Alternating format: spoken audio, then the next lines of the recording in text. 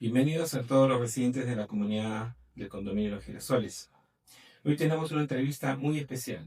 Vamos a conocer de boca de uno de sus protagonistas la historia de cómo nació y se construyó nuestra capilla del Espíritu Santo. Una historia de fe, de creatividad y de una comunidad unida que tuvo que superar años de dificultades económicas y logísticas para hacer realidad este sueño. Mi invitado llegó a Los Girasoles en 1981, cuando esta era prácticamente pampa, chacra. Es uno de los pilares de este proyecto histórico. El señor Manuel Humberto Landa, bienvenido. Me gusta tenerlo aquí. Gracias, Alfonso. ¿Cómo era el condominio Los Girasoles cuando usted llegó en 1981? Me vine a vivir acá a Los Girasoles cuando prácticamente era completamente deshabitado. Había una que otra casita y entre ellas la mía, desde donde yo podía ver la misma casa club. El hecho, ya había un grupo importante de habitantes, pocas casas, pero siempre la necesidad espiritual se impone. Me dijeron: Manuel, queremos la celebración de una misa, a ver si contactas o buscas un sacerdote que venga a celebrar la misa. Bueno, con mucho gusto. Fui a la parroquia y me encontré con el padre José Pérez, que entonces era párroco de Chaclacayo. El hecho es que los sábados era la misa de 6:30 a 7:30. Teníamos que arreglar en la casa club, las dos salas que hay, para la misa del día sábado de 6:30 a 7:30 y dejarla lista para que empiece a funcionar el domingo para recepcionar a los socios. Entonces, una parte del día era capilla y otra parte del día era función de una club de recreación. Y así demoró 7 años. Durante este tiempo surgieron varios presidentes, entre ellos el doctor Babini, que está listo a apoyarnos en todo lo que sea la celebración en la Casa Club. Compramos ornamentos, hicimos un biombo que se pueda articular como fondo de capilla y mandamos hacer un altar portátil. Compramos ornamentos, haciendo rifas, ornamentos, porque no todo eso tenía que traer el sacerdote, tenía que presentar. Bueno, fue el año 1985. Sí, respecto a bueno, que sepan los residentes que el 31 de agosto de 1985, con autorización del párroco de Chaclacayo, en ese entonces el padre José Pérez, ¿no? Se empezó a celebrar la Santa Misa en una sala de la Casa Club, ¿no? Como él ha contado. Y esto fue con permiso del presidente, el doctor Francisco Babini, que entonces era el presidente del condominio. Se adquirieron ornamentos religiosos, objetos litúrgicos, como él comenta, un altar portátil, ¿no? Y que con todo eso con dinero recaudado de entre los vecinos, ¿no? Ha sido desprendimiento de los girasolinos de aquella época, y gracias a ellos se pudo realizar esto en la Casa Club, ¿no? Y las misas en la Casa Club se celebraron durante 7 años, hasta noviembre de 1992. Siempre es bueno recordar que detrás de toda gran obra hay personas siempre extraordinarias, ¿no? Que dan de su tiempo, desinteresadamente, ¿no? Hablemos un poco del equipo humano que hizo posible esta capilla, ¿no? En cuanto al número, éramos 19. De los 19 que están en la lista, quedamos solamente 4, los demás ya partieron a la eternidad. Y para ellos mi saludo desde aquí, todavía desde la tierra, estarán gozando de la presencia divina. Quisiera mencionar a Rosita Puig. Era una mujer fuera de serie porque dedicó muchas horas cada día al trabajo de coser y edificar y construir todos los ornamentos sagrados. Lo que ustedes ven, los 4 colores litúrgicos, los hizo ella. tanto ornamentos como el cubrealtar, los 4 colores. Yo lo he visto trabajar hasta el último momento. Estaba perdiendo ya la vista y seguía siendo ya el final, que era el color blanco. Y otra que también dedicaba casi todo el día era cuidar la capilla de la Lucy Soares. Los últimos años se dedicó a la capilla, desde la mañana hasta la noche. Vigilaba, controlaba, estaba al pie de todas las cosas, armaba el altar, en fin, muchas cosas. ¿Y nos puede contar un poco sobre el rol que jugó su esposa Julia en todo esto? Ella fue mi brazo derecho, tanto así que una vez me dijo en privado, ya mi esposo Manuel me dijo, la gente te dice el loco Holanda. ¿Por qué es eso de loco Holanda? Es una locura esto que estás haciendo. No hay presupuesto para esto. Vamos a construir haciendo picarones. Fue una pregunta. Sí, verás, le dije, sí, es una misión bien difícil, pero no imposible.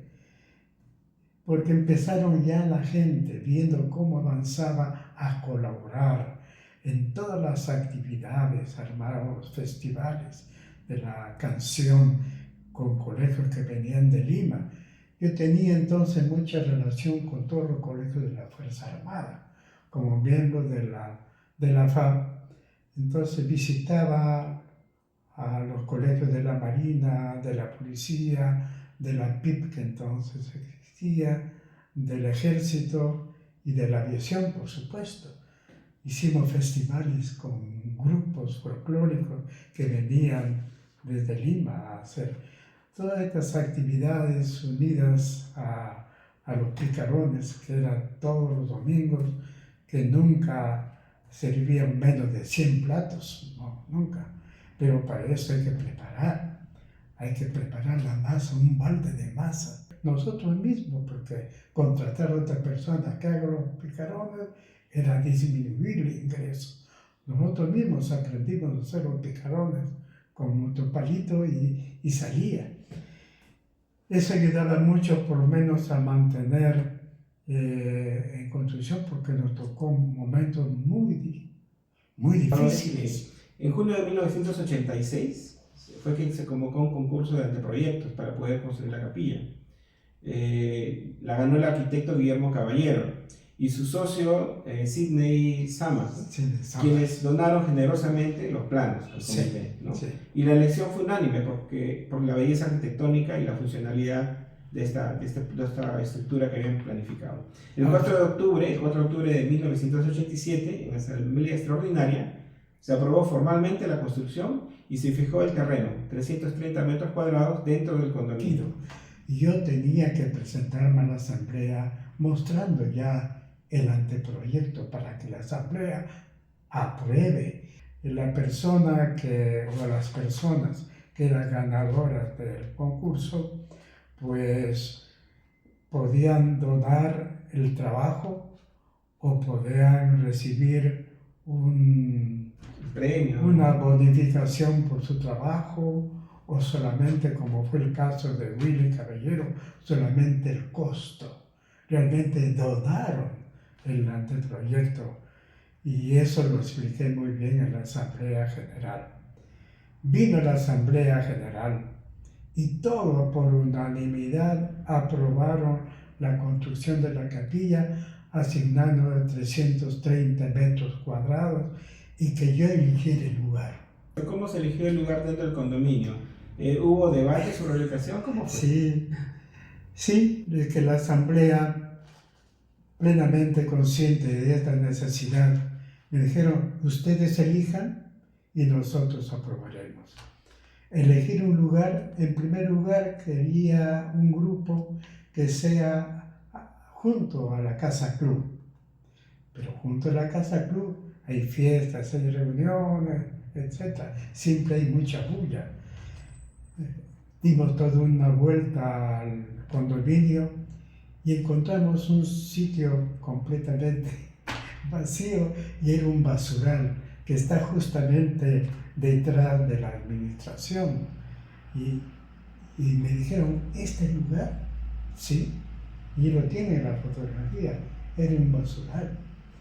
Y dijimos, queremos, este lugar. Midan la cantidad de 330 metros cuadrados para incluir también una sala de reuniones y luego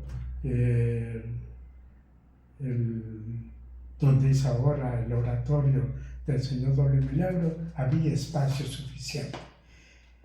El asunto que la Asamblea aprobó por unanimidad la construcción, ahí empezó el trabajo de agenciarnos el dinero.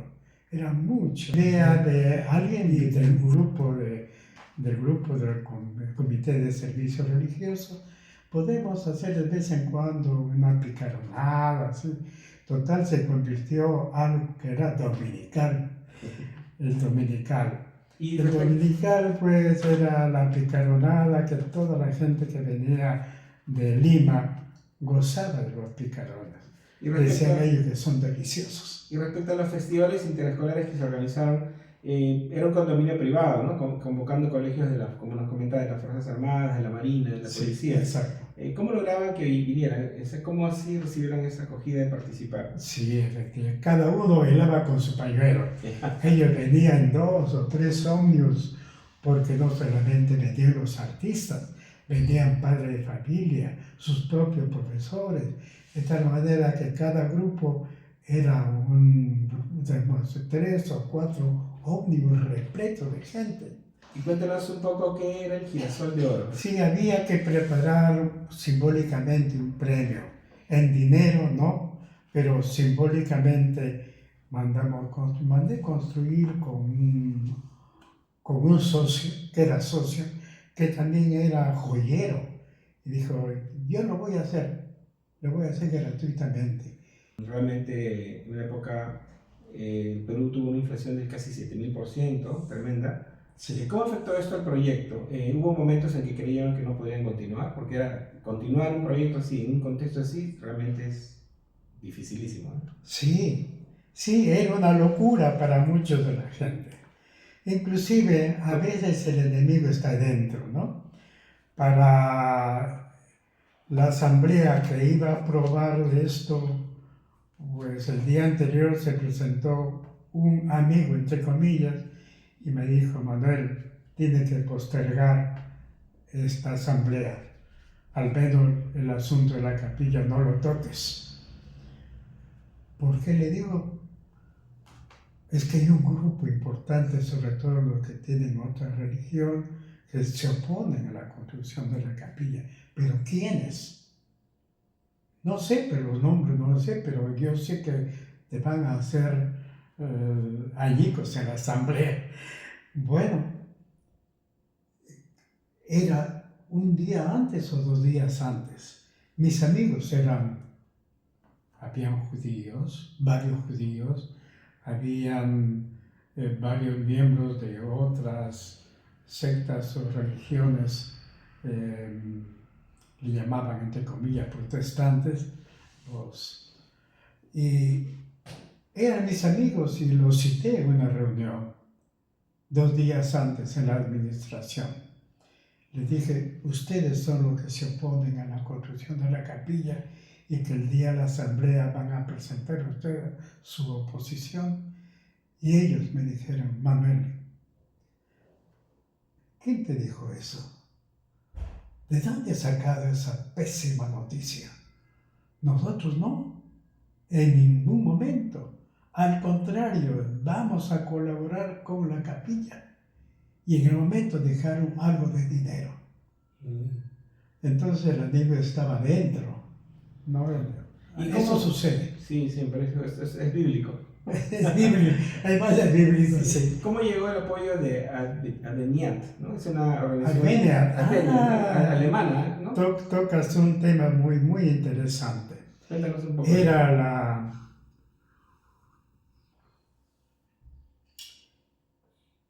Era el año 89. La recesión económica era bárbara, tremenda. Entonces dije, y ahora la obra está paralizada. Nadie viene de Lima.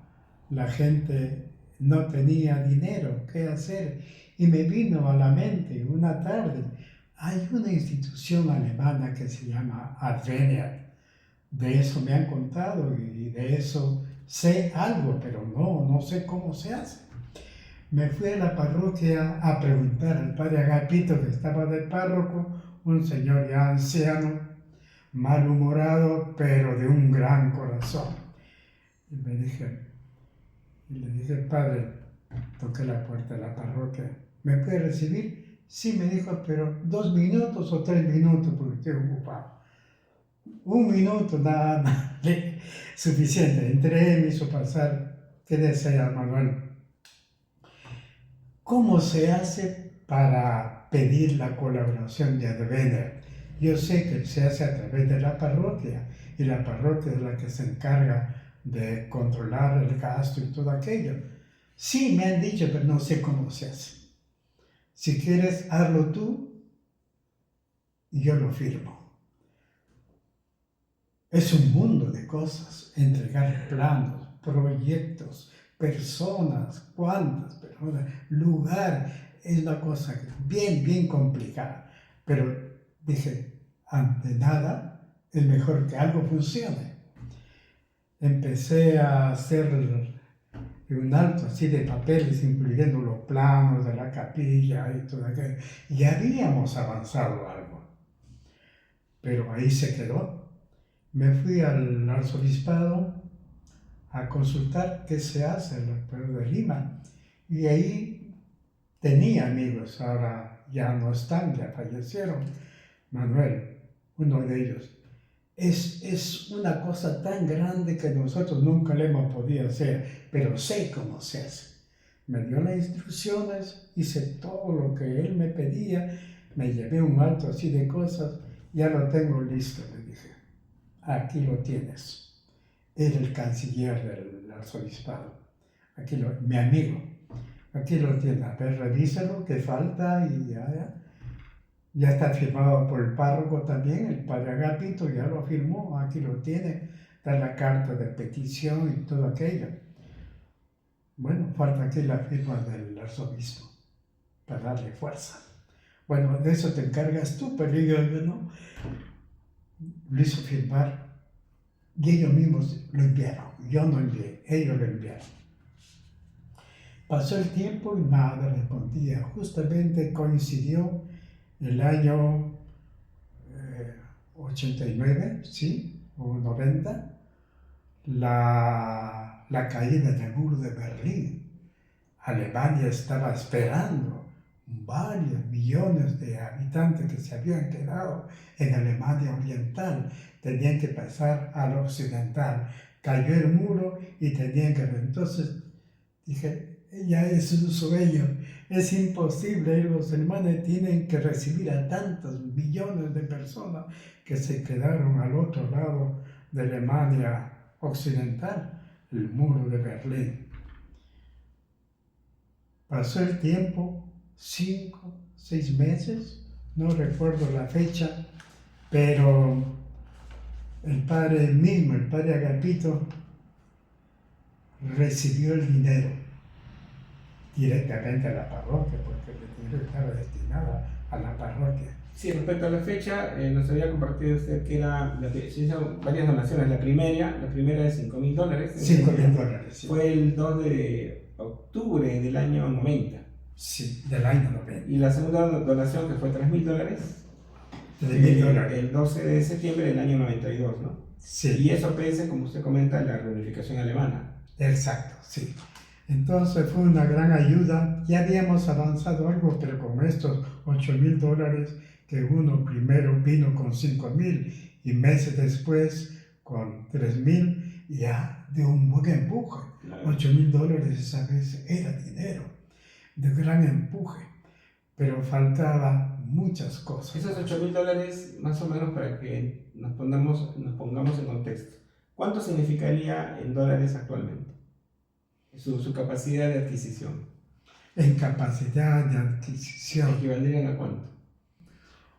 Con $1, esa vez tranquilamente podíamos comprar un saco de cemento, un saco de cemento.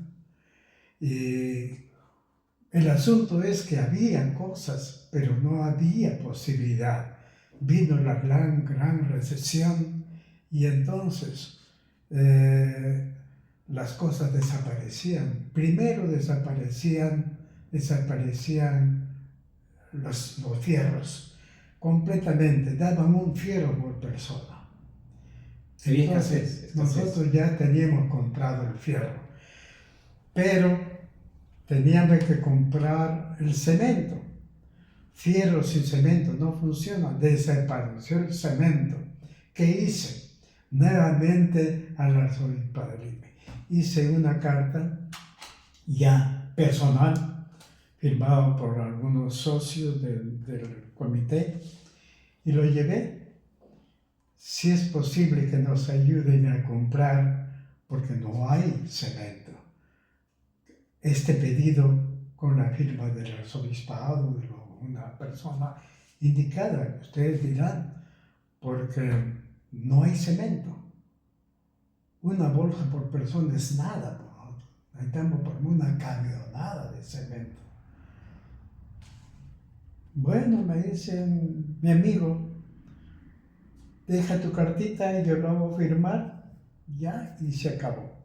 Yo lo hago firmar por el mismo canciller y me entregó la carta en el momento. Vine acá, dijo, ya tengo la carta, ahora me voy a Lurín, donde está la fábrica de cemento del Sol. Bueno, me fui con el papel, dijeron, es imposible, ¿no? Pero es la carta de la realidad. Wow. Vete mañana, que mañana vas a tener una camionada de cemento para ti. Pero tienen que salir a toda velocidad por Huaycán. Están haciendo atracos. No dejan pasar ni los carros con pollos, ni los carros con cemento, ni los carros con fierro. Son los terroristas. Bueno, haremos lo que sea, ¿no? Llegamos aquí.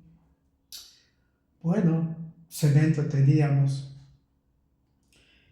pero fierro nos faltó. No había. ¿Qué hago yo con fierro sin cemento? Nada. Y el cemento tiene su tiempo de vencimiento. Creo 1 mes, mes y medio, 2 meses, no más. ¿Cómo consiguieron el fierro? ¿Qué hice? Empecé a vender el cemento. Y venían de Morón en sus carretillas a comprar el cemento, por supuesto, al ser el doble de precio para la capilla. Y se venían y se llevaban. Pero me quedé sin cemento. Cosas de la vida, ¿no? Pasó el tiempo, empezaron ya a aparecer las cosas, el cambio de gobierno. Prácticamente la inversión que hicieron en cemento se multiplicó. Sí, se multiplicó. El cemento se multiplicó. Y ya podía comprar en cualquier parte porque empezó a aparecer el cemento. También fierro. Y apareció el fierro, ya prácticamente ya lo teníamos, la mayor parte. Es increíble cómo cuando hay una voluntad de hacer las cosas, Dios inspira, inclusive a cómo gestionar las cosas, ¿no? ¿Qué puertas tocar? ¿Qué decisiones tocar? Porque imagínense, vendiendo el cemento que había sido producto de una providencia de Dios, muchos le criticarán, pero ¿cómo estás vendiendo el cemento? Nuestro cemento. Exacto. Sin embargo, después, pasando el tiempo, se ven los frutos. Sí, las cosas son así. Pero si uno se pone a llorar y no actúa, te quedas. No. Quisiéramos ahora remontarnos a al día que colocaron la primera piedra, ¿no? El 29 de mayo de 1988 se colocó la primera piedra, ¿no? Sí. En este evento fue presidido por el acto por el padre José Pérez, ¿no? Párroco de Chaclacayo. Desde entonces hubo una misa en tipo de campaña, ¿no? Una cosa así. Sí, ahí mismo. Se firmó un pergamino histórico que luego fue enterrado al pie del altar. Ahí está la fotografía. Los padrinos, ¿no?, de ese evento fueron la señorita Bardales y el señor Peña, que han sido descritos como grandes y buenos bienhechores, ¿no? Exacto. Cuéntanos un poco de ese día, ¿qué recuerdas de ese día? ¿Cómo amanecieron? Claro, terminada la misa, hicimos que el mismo padre José Pérez también firmara. Entonces preparé un pergamino donde las personas que estaban presentes iban a firmar. Y firmaron un pergamino grande, ¿sí? Más o menos habrían unos 80 o más personas, más el párroco, más nosotros, el comité religioso. Éramos más o menos un grupo de más de 100 personas. Ese pergamino, el día de la inauguración, lo pusimos ya en la capilla acabada, terminada. Solamente dejamos una baldosa libre para luego taparla. Y ahí es donde reposa este pergamino con la firma del obispo que ya bendijo, consagró e inauguró la capilla. Entonces ese pergamino está metido en un tubo plástico muy bien sellado y metido en un hueco y tapado por una baldosa. Curioso. Y también tenemos aquí, nos había comentado que los trabajos comenzaron para la construcción ya de la obra, después de poner la primera piedra, el lunes 1 de junio de 1988, ¿no? Se implementaron las columnas, ¿no?, supervisadas por el arquitecto Caballero. El 3 de noviembre de 1992, a pedido del padre Raúl Medina, las misas se trasladaron a la capilla tal como estaba, inclusive faltaba techo, ¿no? Después de 8 años de hacerlo en la Casa Club, pasamos a celebrarlo ahí. El fechado se completó el 27 de mayo de 1993, en ese tiempo. Así. Exacto, esto fue muy importante, porque la capilla, si bien las paredes estaban levantadas, pero no tenía techo todavía, tampoco ventanas, menos luz eléctrica. Pero el padre Raúl, siendo ya párroco de acá de Chaclacayo y muy joven, fue el último párroco bajo la jurisdicción del Arzobispado de Lima. Después ya vino Monseñor Stormo, ¿no? Pero Raúl Medina me dijo: Manuel, esta va a ser la última misa que celebro aquí en la Casa Club, porque no es nada apropiado. Nos vamos a la capilla que está en construcción.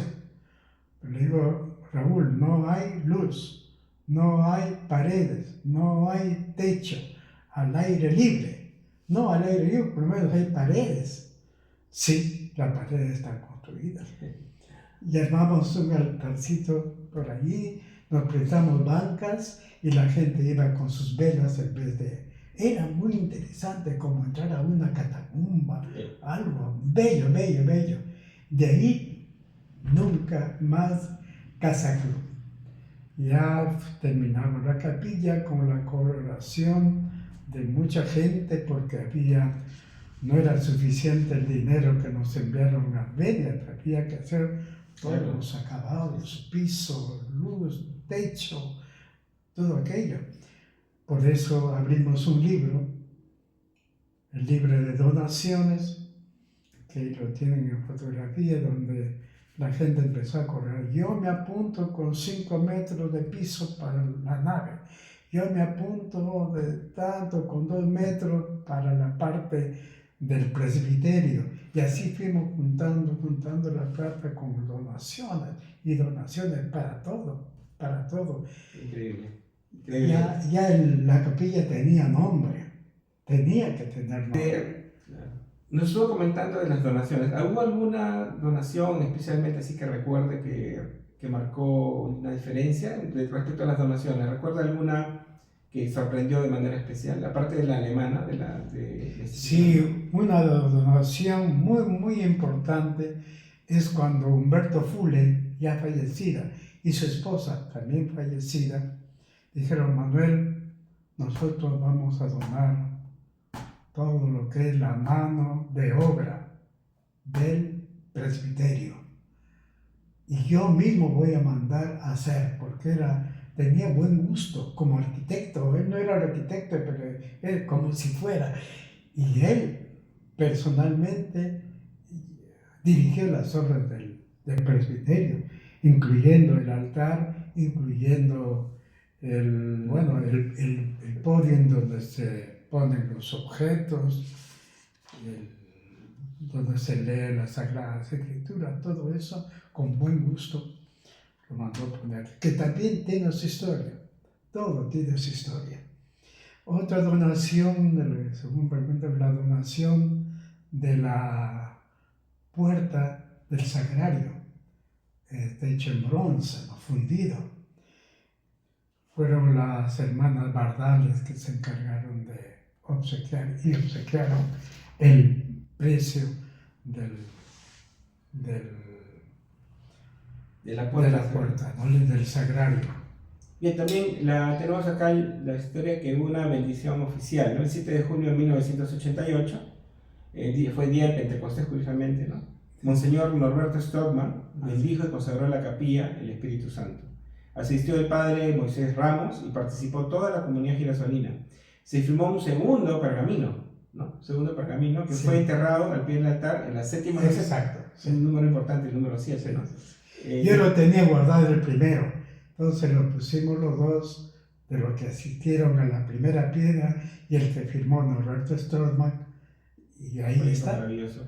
¿Cómo se sintieron ese día en esa bendición, ¿no? Inicial? La bendición con el monseñor, ¿cómo se sintieron? Norberto Stockman. Sí.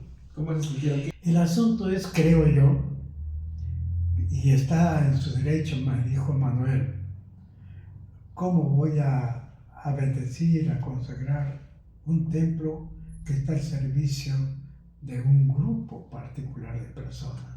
Es privado. Y eso, tú sabes, el derecho canónico no lo permite. Éramos pocas personas todavía esa vez. Ni parecía en la cantidad que somos ahora. Somos más de 11.000 personas que vivimos ahora. Pero sin embargo, hubo la ocasión, faltando pocos meses para la inauguración, hubo la catástrofe de la crecida del río, que se llevaron casas, artefactos eléctricos, personas que pasaban cadáveres por acá, por el puente también se hundió, en fin.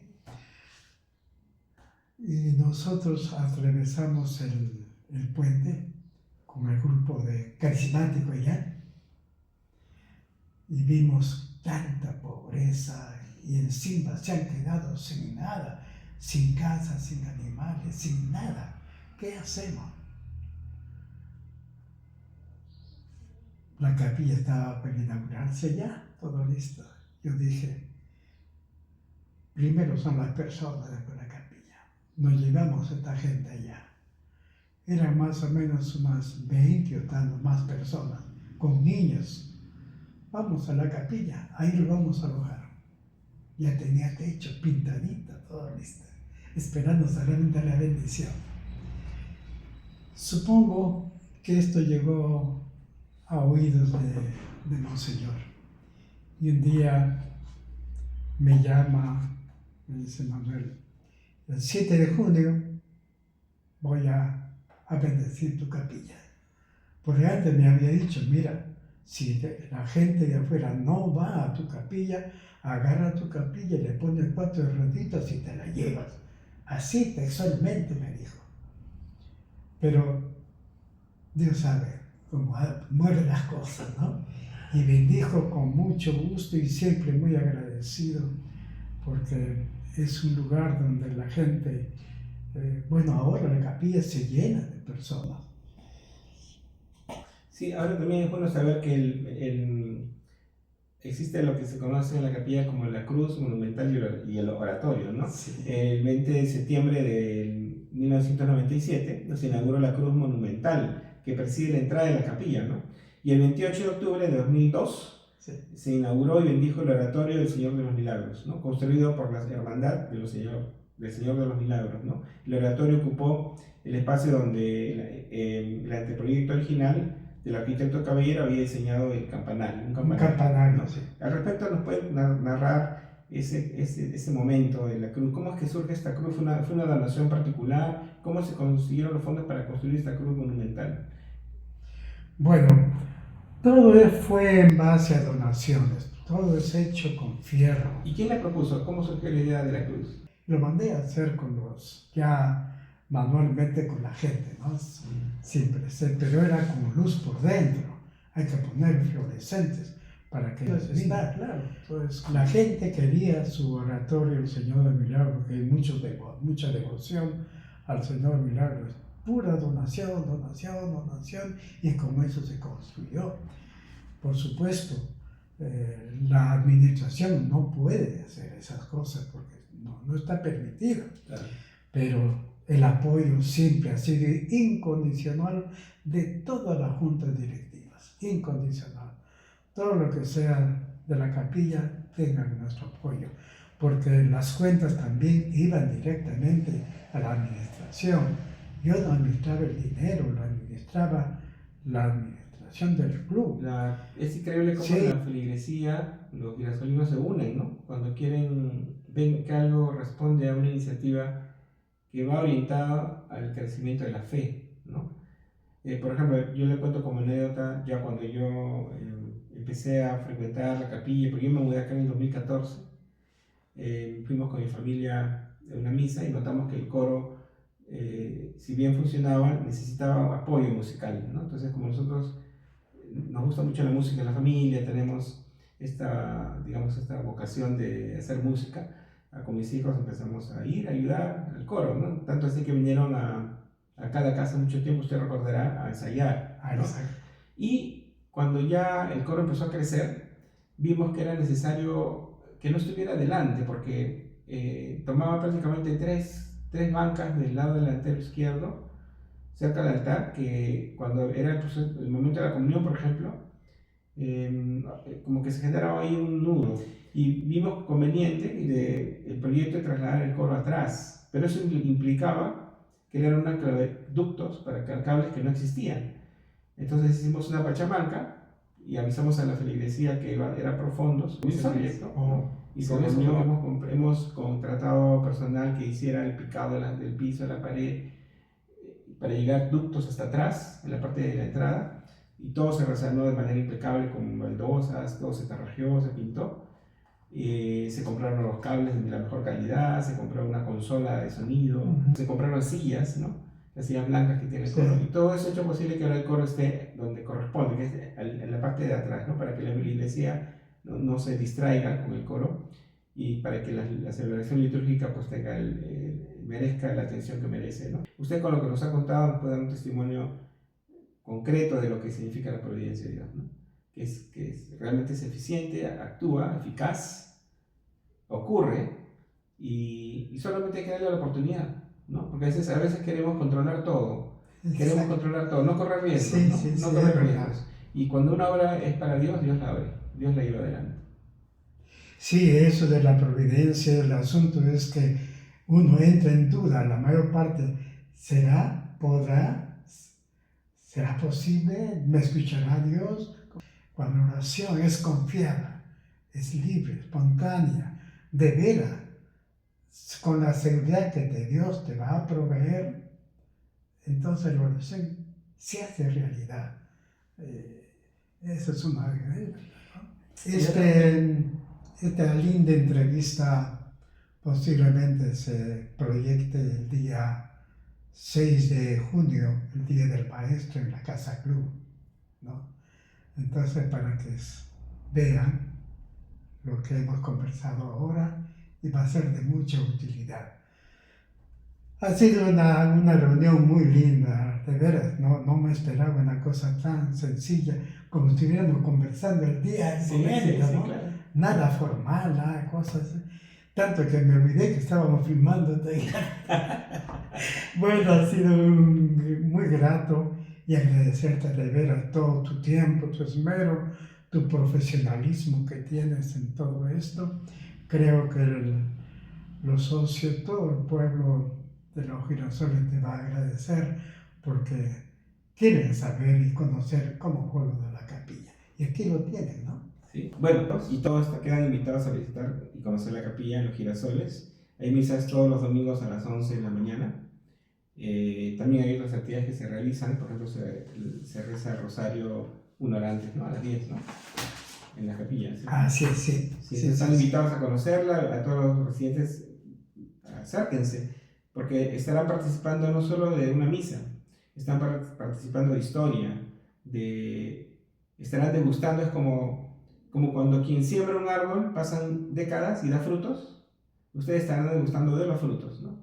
De un fruto que ha sido sembrado por muchas personas, muchos benefactores, muchas personas que han creído en este proyecto y que hacen posible que la Capilla de los Girasoles celebre en este aniversario con mucha alegría esta riqueza de la acción de Dios cuando se tiene un proyecto que va no solamente responde a una querencia de un grupo de personas, sino que concretamente va a la ayuda de muchos. Porque muchas de estas personas que formaron parte de este proyecto ya no están con nosotros.